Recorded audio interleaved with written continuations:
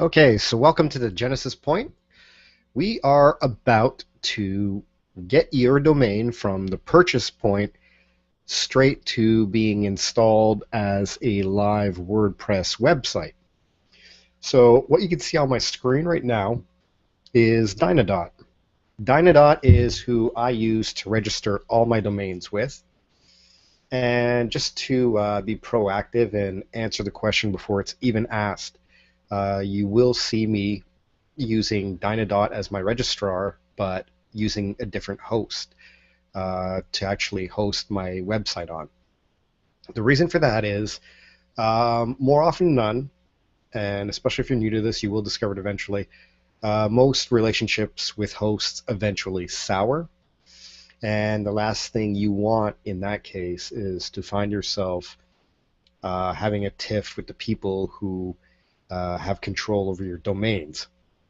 So that's why I'm with Dynadot for my registrations, but I do not host through Dynadot. I just want to avoid that situation, and it's worked out fine that way. So if let's just say that you want to use Dynadot, what we're going to do is we're going to go through my account so that you can see what happens after the point of purchase. So if you're new, this screen that you see here is the one you'll see when you go straight to the Dynadot homepage. Now, my account's already open, and what we're going to do is we are going to set the name servers for one that isn't installed yet. So we're going to go with Poutine Empire. We check that off. And we're going to go with name servers. Okay, just give me 2 seconds here.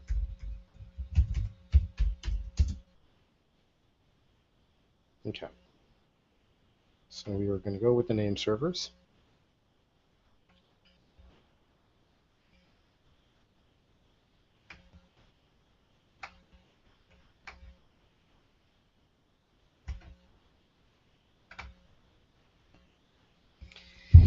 And you want to click it here. Okay, so next question is, where do you find the name servers?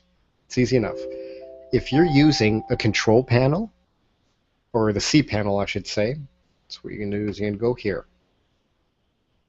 Now, I don't know why I'm getting this kind of weird flag all of a sudden. Okay, there we go. So even though I hate HostGator, I still keep one account open with them just to host a few B sites. But what you see here for their cPanel looks much the same for the cPanels with other companies. So it rarely ever changes. So we're going to scroll down to the bottom. In this case, this is where they keep their name server codes. And name servers, they're always, the only difference between the two is there's like one digit. So we're going to go put that in now.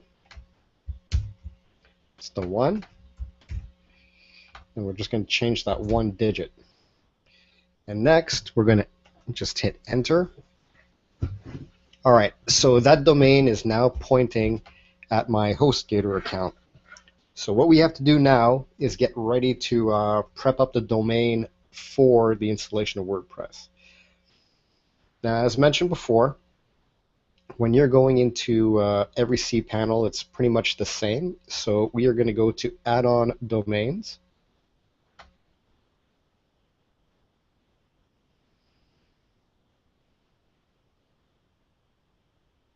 And the website that we chose for my account was poutineempire.com.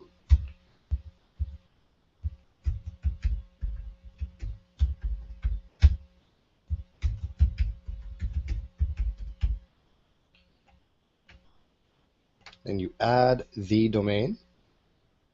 It's as simple as that.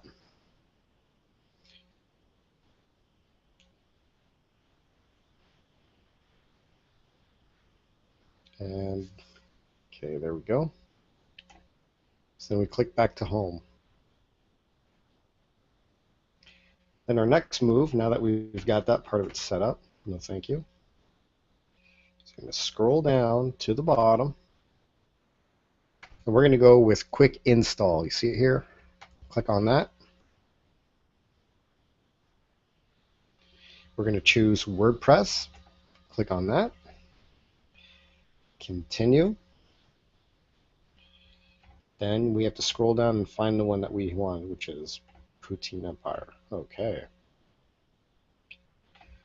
Now the admin email, blog title, Poutine Empire. Admin user. Now, a lot of people use the word or use the term admin for their sign-ins. Don't do that. So do something original. In my case, I'll do Poutine Jack. How about that? Okay. First name, John. Last name, Breeze. You know the rest. All right, we're going to hit that. We're going to install it now.